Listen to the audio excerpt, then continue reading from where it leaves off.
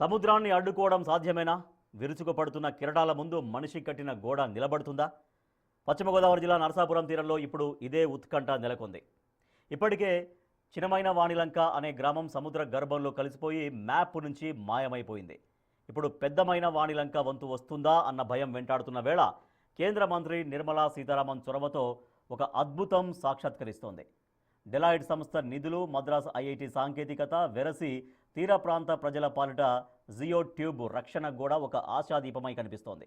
ఆ వినూత్న టెక్నాలజీ ఏంటి? అసలు ఆ గోడ ఎలా నిర్మిస్తున్నారు? మా ప్రతినిధి అందిస్తున్న గ్రౌండ్ రిపోర్ట్ ఇప్పుడు చూద్దాం.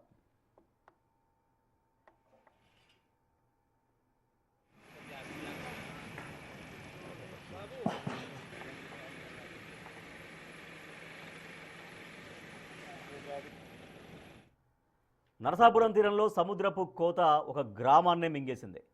చిన్నమైన వాణిలంక ప్రజలు తమ వారసత్వ సంపదను వదిలి వేముల దీవికి వలస వెళ్లాల్సి వచ్చింది. ఇప్పుడు పెద్దమైన వాణిలంక ప్రజల గుండెల్లో అదే రైలు పరిగెడుతోంది. మా ఊరు కూడా మాయమైపోతుందా అన్నవారి ఆవేదన వర్ణనాతీతం. నరసాపురం తీర ప్రాంతంలో సముద్రం అడుగడికి ముందుకు వస్తున్న నేపథ్యంలో ఇక్కడ ప్రజలు పూర్తిగా కంగారు పడే పరిస్థితులు ఉన్నారు. సముద్రపు కోతతో కనీసం కంటి మీద కునుకు లేకుండా భయపడిపోయే పరిస్థితులు. ఈ భయానికి కారణం కూడా గతంలో నరసాపురం నియోజకవర్గంలో చిన్నమైన వాణిలంక అనే గ్రామం ఉండేది. ఇప్పుడు ఆ గ్రామం సముద్ర గర్భంలో పూర్తిగా కలిసిపోయిన పరిస్థితి. ఆ గ్రామ గుర్తుగా గ్రామం ఉండేది అనేందుకు సాక్షిగా నా వెనక మీరు చూస్తున్నటువంటి ఈ తుఫాన్ షెల్టర్ ఒక్కటే గుర్తుగా మిగిలిపోయిందనే చెప్పుకోవచ్చు. గ్రామంలో సగభాగం ఇంచుమించుగా సముద్ర గర్భంలో పూర్తిగా కలిసిపోయింది. దీనికి ఆపోజిట్లోనే మీరు సముద్రాన్ని కూడా చూడొచ్చు. అలల ఉధృతికి 2004లో వచ్చినటువంటి సునామీ, ఆ తర్వాత ప్రకృతి సిద్ధంగా ఉన్నటువంటి ఆ కారణాలతో సముద్రం ముందుకి చొచ్చుకు రావడంతో గ్రామం మొత్తం కూడా సముద్రంలో కలిసిపోయిన పరిస్థితి. చిన్నమైన వాణిలంకకి సంబంధించి 2004 సునామీలో 7 మృత్యువాత పడ్డారని ఇప్పటికీ ఈ గ్రామస్తులు గుర్తు చేసుకుంటున్నారు. సముద్రపు కోత నానాటికి పెరుగుతుండటంతో ఈ చిన్నమైన వాణిలంక గ్రామానికి సంబంధించినటువంటి ప్రజల్ని ఖాళీ చేయించి పక్కనే ఉన్న వేముల దీవిలో అకామిడేట్ చేశారు అప్పటి జిల్లా కలెక్టర్. గ్రామం మొత్తం కనుమరుగైపోవడంతో సముద్ర గర్భంలో కలిసిపోవడంతో వారు తాము పుట్టిన ఊరిని నడిచిన పెరిగినటువంటి ప్రాంతాన్ని వదిలి పక్కనే ఉన్నటువంటి వేరే గ్రామానికి వెళ్ళవలసి వచ్చింది. మీరు చూస్తున్నారు అలల ఉధృతికి సముద్ర తీర ప్రాంతం అంతా కూడా ఎంత కోతకి గురవుతుందో. ఇప్పుడు ఇదే ప్రశ్నగా మారింది. సముద్రపు కోతనే అడ్డుకోవటం ఎలా? చిన్నమైన వాణిలంక గ్రామంలాగా మిగిలిన గ్రామాలు సముద్ర గర్భంలో కలిసిపోకుండా తీర ప్రాంతంలో ఉన్న గ్రామాలను రక్షించడం ఎలా అనేదే ఇప్పుడు ప్రశ్న. పక్కనే ఉన్నటువంటి పెద్దమైన వాణిలంక గ్రామస్తులు సైతం ఇదే విషయాన్ని కేంద్ర మంత్రి, ఆర్థిక శాఖ మంత్రి నిర్మలా సీతారామన్ దృష్టికి తీసుకువెళ్లారు. తమను కాపాడాలంటూ కూడా ఆమెను వేడుకున్నారు. ఎందుకంటే ఆమె ఆ గ్రామాన్ని దత్తత చేసుకుంది. దత్తత చేసుకున్న తర్వాత ఏం కావాలి అని నిర్మలా సీతారామన్ అడిగితే ఆ గ్రామస్తులందరూ కలిసి చెప్పిన మాట ఒకటే: తమ గ్రామాన్ని సముద్రంలో కలిసిపోకుండా కాపాడాలి. తమ తాతలు ముత్తాతలు తిరిగినటువంటి ఈ గ్రామం సముద్ర కోతకు గురి కాకుండా, సముద్ర గర్భంలోకి వెళ్ళిపోకుండా చూడాలంటూ, తమ పిల్లలు కూడా ఇక్కడే తిరిగేలా చేయాలంటూ కూడా నిర్మలా సీతారామన్ను వేడుకున్నారంటే వారి పరిస్థితి ఏ విధంగా వద్దనేది చూసుకోవచ్చు. ఎందుకంటే చిన్నమైన వాణిలంక సంబంధించి ఏమన్నా ఒక గుర్తు ఉంది అంటే ఆ ఊరి చివర కొంత ఒక బోర్డు పెట్టారు రెవెన్యూ దానికి సంబంధించి సరిహద్దు గురించి. ఈ తుఫాను షెల్టర్ ఇవి మాత్రమే మిగిలి ఉన్నాయని చెప్పుకోవచ్చు. ఆ 13.5 కోట్ల రూపాయలతో కిలోమీటర్ మేర రక్షణ గోడ నిర్మిస్తున్నారు. మరి ఆ గోడ ఎంత మేర ఆ పెద్దమైన వాణిలంక గ్రామ సముద్ర కోతకు గురి కాకుండా ఆపుతుంది? కాలగర్భంలో సముద్ర గర్భంలో కలిసిపోయినటువంటి చిన్నమైన వాణిలంకలా కాకుండా ఉంటుంది అనేది ఇప్పుడు ప్రశ్న. ఈ కన్నీటి గాథను గమనించిన కేంద్ర మంత్రి నిర్మలా సీతారామన్ పెద్దమైన వాణిలంకను దత్తత తీసుకొని రక్షణ గోడ నిర్మాణానికి పూనుకున్నారు. గత ప్రభుత్వ నిర్లక్ష్యంతో ఆలస్యమైన 2025 మే నెలలో ఈ పైలట్ ప్రాజెక్టు పట్టాలెక్కింది. 13.5 కోట్ల డెలాయిట్ సిఎస్ఆర్ నిధులతో కిలోమీటర్ మేర నిర్మాణం శరవేగంగా జరుగుతోంది. నర్సాపురం తీర ప్రాంతంలో సముద్రం ప్రతి ఏడాది కొద్దిగా ముందుకు రావడంతో అక్కడ ప్రజలు ఆందోళన చెందుతున్నారు. ప్రస్తుతం మనం నర్సాపురం నియోజకవర్గం ఉన్న తీర ప్రాంతంలో ఉన్న పెదమైన వానిలంక గ్రామ సరిహద్దులో ఉన్నాం. నాకు ఒకవైపు గ్రామం ఉంటే మరొకవైపు సముద్రం ఉంది. ఈ సముద్రం ప్రతి ఏడాది కూడా కొంత ఆటుపోట్లతో ముందుకు రావడంతో పెద్దమైన వానిలంక గ్రామస్తులు అనుక్షణం భయభ్రాంతులతో జీవనం గడిపిన పరిస్థితి. ఇదే విషయాన్ని కేంద్ర మంత్రి నిర్మలా సీతారామన్ దృష్టికి తీసుకువెళ్లారు. సముద్రానికి అడ్డుగోడ కడుతూ రక్షణ గోడ పెద్దమైన వానిలంక గ్రామానికి రక్షణ గోడ కిలోమీటర్ మేర చేపట్టినటువంటి పనులు ఇప్పటికే పూర్తవడానికి సిద్ధంగా ఉన్నాయనే చెప్పుకోవచ్చు. చాలా యుద్ధ ప్రాతిపదికన అనుకున్న సమయానికన్నా కొద్దిగా ముందుగానే హై టెక్నాలజీ వాడి పెద్దమైన వానిలంక గ్రామస్తులకు సముద్రపు కోత భయాన్ని కొంత తగ్గిస్తున్నారనే చెప్పుకోవచ్చు. ప్రస్తుతం మీరు చూస్తున్నదంతా కూడా కిలోమీటర్ దూరం నుండి కట్టుకుంటూ వచ్చినటువంటి ఈ రక్షణ గోడకి సంబంధించి ఎటువంటి పనులు చేస్తున్నారు, ఏ విధంగా ఈ రక్షణ గోడ ఈ పెద్దమైన వాని లంక గ్రామానికి రక్షణ అందిస్తుంది అనేది కూడా మనం తెలుసుకునే ప్రయత్నం చేద్దాం. ఎందుకంటే సముద్రపు కోత రాను రాను పెరిగిపోతుంది. ఇప్పటికే సముద్రపు కోతతో గ్రామాలు కనుమరుగైపోతున్న పరిస్థితుల్లో గ్రానైట్ రాళ్ళు, సింథటిక్ తాళ్ళు కూడా ఉపయోగించి ఈ రక్షణ గోడను నిర్మిస్తున్నారనే చెప్పుకోవచ్చు. సుమారుగా 13 కోట్ల వ్యయాన్ని, బడ్జెట్ని దీనికోసం రూపొందించుకున్నారు. మీరు చూస్తే కనుక ఇప్పటికీ ఇక్కడ ఒక కార్మికుడు పనిచేస్తున్నాడు. సింథటిక్ తాళ్ళని, ఆ తాళ్ళ మధ్యలో గ్రానైట్ రాళ్ళని కూడా తీసుకొచ్చి అలల తాకిడిని తట్టుకునే విధంగా ఇక్కడ ఈ గ్రానైట్ రాళ్ళని సింథటిక్ తాళ్ళ మధ్యలో ఉంచుతున్నారని చెప్పుకోవచ్చు. దీనికి అంటే ఈ గ్రానైట్ రాళ్ళని దాటిన తర్వాత కొద్దిగా ముందుకు వస్తే జియో ట్యూబ్ అంటూ కూడా ఒక కొత్త టెక్నాలజీని వాడారు. ఈ జియో ట్యూబ్కి సంబంధించి కూడా ఇది ఆ సముద్రపు అలలను సమర్థవంతంగా తట్టుకుంటుంది. సముద్రపు అల ఎంత వేగంగా, ఎంత ఇది ఉధృతితో వచ్చినా కూడా ఈ రాళ్లను గుద్దుకున్న తర్వాత అది కొంత నెమ్మదిస్తుంది అనేది అధికారులు చెప్తున్నారు. జియో ట్యూబ్ కూడా మీరు చూడొచ్చు. ఈ సెంటర్లో జియో ట్యూబ్ పెట్టారు. జియో ట్యూబ్ का क्या स्पेशलिटी है? అసలు దీన్ని ఇది ఎందుకు geo tube? This is sir polypropylene material sir. इसका साइज है 20 मीटर, लेंथ है, विड्थ है 13.5, 3.5, हाइट है 1.45 है। इसमें हम लोग सेंट भरते हैं विद वाटर रेशियो के साथ। 70% वाटर है और 20% सेंट है। तो सेंट इसमें रहता है, वाटर निकल जाता है बाद अच्छा। पंप के थ्रू। और ये हमारा गेबियन एंटी इरोजन कंट्रोल वाल है। ये गेबियन है विद जियो ट्यूब है, विद इसके बाद वॉकिंग रोड है। रोड का जो बिर्थ है टॉप का 5 मीटर है। क्या क्या मटेरियल, ये मटेरियल वाड़ेరు ఇందులో మొత్తం? इसमें सर ये फर्स्ट में ग्रेनाइट स्टोन है, बोल्डर बोलते हैं, जो यहाँ से 100 किलोमीटर से आता है हमारा बाई टेस्ट मटेरियल है। और दिस सेंट है, ये भी 100 किलोमीटर से आता है, जो जियो ट्यूब में हम लोग भरते हैं। दिस बैग है, ये भी सेंट है, इसमें इसके सपोर्ट के लिए लगाते हैं हम लोग। जियो ट्यूब का सपोर्ट है? यस यस यस यस जियो ट्यूब का सपोर्ट है। दिस बैग है, दिस ये गेबियन साइज है और रोड है, यही हमारा है। और इसके बाद ये बेड बन रहा है जो अभी आप देख रहे हैं। बेड बनने के बाद इसमें watering, compaction plus rolling, then हमारा ये जियो ट्यूब स्टार्ट हो जाएगा।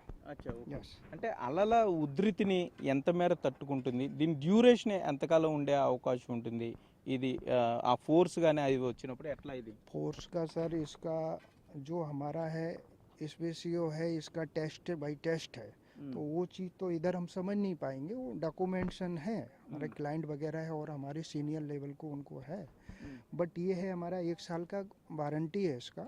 बट ये रिपेयरिंग चलता रहेगा, तो इसका कुछ कभी लाइफ टाइम कभी कुछ खराब नहीं होता। पॉलीप्रोपिलीन मटेरियल है इसमें। ఈయన చెప్తున్నారు చాలా పకడ్బందీ మెటీరియల్ వాడామని చెప్తున్నారు. మొదటి దశలో 1 కిలోమీటర్ రక్షణ గోడ నిర్మాణం అనుకున్నారు. ఇప్పటికే 980 మీటర్లు గోడ కంప్లీట్ చేశారు. అంటే మీరు చూస్తే బీచ్కి సంబంధించి ఇప్పటికే బీచ్కి వెళ్ళేటప్పుడు చూస్తే బీచ్ ఎంట్రీ పాయింట్ ఇది అనుకుంటే కనుక ఇది బెడ్, దీని మీద ఆ పాలీ ఏదైతే ఆ క్లాత్ ఉందో దాన్ని వేసుకుంటూ కూడా ఆ జియో ట్యూబ్ని పెట్టి దాని చుట్టూ పెట్టిన తర్వాత వారు వర్క్ చేస్తున్నారని చెప్పుకోవచ్చు. మరోపక్క మనం చూస్తే ఇంకా 20 మీటర్లే మిగిలి ఉంది. ఎందుకంటే ఇది ఎంత మేర సక్సెస్ అవుతుంది అనేది కూడా చూసిన తర్వాత మొదటి దశలో కిలోమీటర్ రక్షణ గోడం పూర్తి అయిన తర్వాత ఒకవేళ ఇది ఈ ప్రయోగం సక్సెస్ అయితే మరొక 7 నుండి 9 కిలోమీటర్ల ప్రతిపాదన కూడా ఉందంటూ కూడా అధికారులు చెప్తున్నారు. ఇది ఎంత మేర ఇక్కడ వాతావరణ పరిస్థితులు కానీ ఇక్కడ ఉన్నటువంటి సముద్రపు ఆటుపోట్లను తట్టుకుని సముద్రపు కోతను నివారించగలిగితే పెద్దమైన వానిలంక పెద్ద ప్రమాదం నుండి తప్పించుకున్నట్టే అని చెప్తున్నారు. ఇప్పటికే చిన్నమైన వానిలంక పూర్తిగా కనుమరుగైపోయిన పరిస్థితుల్లో పెద్దమైన వానిలంక సంబంధించి కూడా ఈ బీచ్ ఉన్నటువంటి దగ్గరలో ఉన్నటువంటి కొబ్బరి చెట్లు కానీ ఇవన్నీ కూడా ఆస్తులంతా కోల్పోతున్నాము, ఇళ్లను కూడా కోల్పోయే పరిస్థితి వస్తుందంటూ కూడా కేంద్ర మంత్రి దృష్టికి నిర్మలా సీతారామన్ దృష్టికి తీసుకువెళ్ళడం, ఆవిడ సొంత నియోజకవర్గం కూడా నరసాపురం కొంత కావడంతో ఆమె కొంత దీని మీద పూర్తి స్థాయిలో దృష్టి పెట్టి దత్తత గ్రామం కూడా ఇక్కడ ఉండటంతో ఈ గోడని కిలోమీటర్ మేర ఇప్పటికే పూర్తయిపోతుంది కాబట్టి దీంట్లో వచ్చినటువంటి ఫలితాలను బట్టి ఈ తీర ప్రాంతానికి సంబంధించి మరొక 7 కిలోమీటర్ల మేర ప్రతిపాదన సిద్ధం అవుతుందంటూ కూడా ఇక్కడ అధికారులు చెప్పే పరిస్థితులు అయితే ఉన్నాయి. ఇది మామూలు గోడ కాదు, ఐఐటి మద్రాస్ మేధస్సుతో తయారైన జియో ట్యూబ్ టెక్నాలజీ. నీటి ప్రవాహ వేగం, అలల తీవ్రత, నేల స్వభావాన్ని అంచనా వేసి రక్షణ గోడ నిర్మాణానికి ప్రణాళిక రూపొందించారు. జియో టెక్స్టైల్ ఫ్యాబ్రిక్ ట్యూబ్లలో ఇసుక నింపి వాటికి ఇరువైపులా గ్యాబియన్ బాక్సుల్లో గ్రానైట్ రాళ్లను పేరుస్తున్నారు. రాళ్లు, ఇసుక, ఫైబర్ తాళ్ల కలయికతో రూపొందుతున్న ఈ గోడ అలల ఉధృతిని సమర్థవంతంగా తట్టుకుంటుందని చెబుతున్నారు.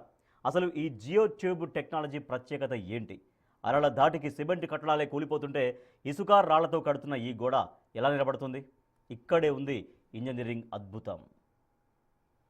నిర్మలా సీతారామన్ చొరవతో కొంత సిఎస్ఆర్ నిధులతో పనులు మొదలుపెట్టారని చెప్పుకోవచ్చు. రక్షణ గోడ కడుతున్నారు బీచ్లో. నరసాపురం మనం పెద్దమైన వానిలంక ప్రాంతంలో ఉన్నాం. ఇప్పటికే కిలోమీటర్ మేర గోడను 980 మీటర్లు ఇప్పటికే పూర్తి చేయడం జరిగింది. ఈ టెక్నాలజీ కానీ డిజైన్కి సంబంధించి అసలు ఏ మెటీరియల్స్ వాడుతున్నారు, దీనికి ఆర్థికంగా ఎవరు తోడ్పాటు అందిస్తున్నారనే వివరాలు ఇక్కడ ప్రాజెక్ట్ మేనేజర్ రెడ్డి ఉన్నారు, ఆయన్ని మాట్లాడించే ప్రయత్నం చేద్దాం. రెడ్డి గారు, ఏంటి ఇక్కడ ఏ మెటీరియల్ మీరు యూజ్ చేస్తున్నారు, ఎంత మేర గోడ నిర్మాణం మీకు ఉంది, ఇప్పటివరకు ఎంత కంప్లీట్ చేశారు? సార్ ప్రస్తుతానికి ఇప్పుడు 13.5 కోట్లు ఈ 1 కిలోమీటర్ స్ట్రెచ్ సార్. ఇది 13.5 కోట్లు దీని వ్యయం సార్. ఇందులో మేము వాడేది రాళ్ళు, ఇసుక సార్.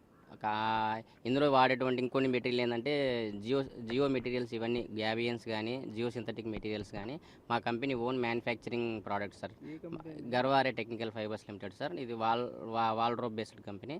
సో మా కంపెనీ ఓన్ ప్రోడక్ట్, దీన్ని ఇక్కడ తెచ్చి మేము ఎగ్జిక్యూట్ చేస్తున్నాం సార్. ఇది ప్రస్తుతానికి 980 మీటర్లు కంప్లీట్ అయిపోయింది సార్. ఒక 20 మీటర్లు గుడి దగ్గర బ్యాలెన్స్ ఉంది, అది కానీ ఈ నెలాగిరిలో పైపు చేస్తున్నాం సార్. దీనికి సంబంధించి అంటే ఇప్పుడు సముద్రం అంటేనే ఉప్పు అండి, తాళ్ళు పెడుతున్నారు మీరు ఇక్కడ. మరి ఆ ఉప్పుకి సంబంధించి తాళ్ళు తెగిపోయి పూర్తిగా గోడంతా పడిపోయి అటువంటి ఏమన్నా జరుగుతా? లేదు సార్, ఈ రోప్ వచ్చేసి మేము ఈ రోప్ వచ్చేసి పెట్రోలియం యొక్క బై ప్రోడక్ట్ సార్. ఇది పాలీప్రొపలిన్ మెటీరియల్. సో దీనికి మేమేంటంటే తార్ కోటింగ్ ఇస్తున్నాం సార్. ఇక్కడ ఒకవేళ మనము స్టీల్ ఏదైనా యూజ్ చేస్తే ఈ సముద్రపు యొక్క దీనికి తుప్పు పట్టిపోతుంది, కానీ ఇది తుప్పు పట్టే రకం కాదు, ఇది డ్యామేజ్ అవ్వదు సార్. సో అందుకే మేము తార్ కోటింగ్ ఇచ్చేస్తున్నాం. ఒక 9 నుంచి 10 రకాల టెస్ట్లు చేసి ఇక్కడ మేము సైట్లో వాడుతున్నాం సార్. వీటి యొక్క ఎలాంగేషన్ టెస్ట్ కానీ లోడ్ టెస్ట్ కానీ ఇవన్నీ చేసిన తర్వాత మేము ఇక్కడ వాడుతున్నాం ఈ మెటీరియల్. డిజైన్ ఎవరు ఇచ్చారండి? ఈ డిజైన్ ఎవరు రూపొందించారు? దీనికి సంబంధించి ఆర్థికంగా ఫండింగ్ ఎట్లా వస్తుంది సార్? దీని డిజైన్ వచ్చేసి ఐఐటి మెడ్రాస్ వాళ్ళు చేశారు సార్. వాళ్ళు ఒక 4 to 5 ఇయర్స్ ఇక్కడ సర్వే చేసిన తర్వాత ఈ టైప్ ఆఫ్ డిజైన్ చేసి మాకు ఇచ్చారు సార్. ఇది వచ్చేసి ఫండింగ్ మొత్తం వచ్చేసి డెలాయిట్ కంపెనీ సార్. ఫండింగ్ మొత్తం సిఎస్ఆర్ ఫండ్. అంటే ఇది ఏ మేర సముద్రపు కోతను అడ్డుకుంటుందని మీరు అంచనా వేస్తున్నారు? ఇప్పటి వరకు ఇటువంటి కన్స్ట్రక్షన్ అంతకుముందు జరిగిందా, ఇదే మొదటిసారా? అంటే ఇటువంటి కన్స్ట్రక్షన్ మేము ఇంత మునుపుగానే చేసాం సార్. మా గర్వారే కంపెనీ లాస్ట్ 20 సంవత్సరాల నుంచి కానీ మా ఇటువంటి ప్రోడక్ట్స్ మేము సేల్ చేస్తున్నాము. ఆల్రెడీ ఒరిస్సాలో కానీ కేరళలో కానీ ఇంకా 2-3 చోట్ల ఇటువంటి టైప్ ఆఫ్ కన్స్ట్రక్షన్స్, అంటే ఈ టైప్ ఆఫ్ డ్రాయింగ్ కాదు, సముద్రపు కోతను అడ్డుకునే ప్రయత్నాలు చేసాం. Yes sir. డిజైన్ ఇది కాదు, వేరే డిజైన్. మా మెటీరియల్ ఇవే, కానీ వేరే టైప్ ఆఫ్ డిజైన్ డ్రాయింగ్ వేరు. ఇటువంటి వర్క్స్ మేము చేసాం సార్ ఆల్రెడీ. అంటే ఇక్కడ డిజైన్ ఏంటంటే పర్టికులర్గా కింద ఒక ప్లాట్ఫామ్లో కనపడుతుంది, మరలా ఇక్కడ పెద్ద ప్లాట్ఫామ్ ఉంది. అంటే కింద దాని ఉపయోగం ఏంటి? ఇది ఎంత విడ్త్, హైట్, లెంత్ ఎట్లా ఎంత అది సార్? ఇందులో మెయిన్ కోర్ లాంటిది వచ్చేసి జియో ట్యూబ్ ఉంటుంది సార్. దాని తర్వాత దీనికి ప్రొటెక్షన్గా ఆర్మర్ లేయర్ సార్. ఎందుకంటే ఇక్కడ అక్కడ టో పోర్షన్, ఇది ఆ టో పోర్షన్ ఏంటంటే కొద్దిగా హెవీగా ఉంటుంది. అది వచ్చేసి ఈ సి యొక్క రఫ్ అయినప్పుడు వచ్చి ఇక్కడ హిట్ చేసినా కానీ అక్కడ మేము హెవీగా ఉంటుంది సార్ స్ట్రక్చర్. సో దాన్ని హిట్ చేసినా కానీ ఆ రాళ్ళ మధ్యలోంచి వాటర్ వెళ్ళిపోయి జియో ట్యూబ్కి టచ్ అయిపోతుంది. టచ్ అయిపోయి మళ్ళీ రిటర్న్ బౌన్ అయిపోతుంది సార్ అంతే. అంటే ఈ జియో ట్యూబ్ స్పెషాలిటీ ఏంటండి? అదేమన్నా ఎక్స్పాండ్ అయ్యే దాని లక్షణాలు ఏమన్నా అట్లా ఉంటాయా, లేకపోతే ఆల్రెడీ ఇసుక వేసి మీరు ఉంచారు కాబట్టి స్టాటిక్గానే అది ఉంటుందా?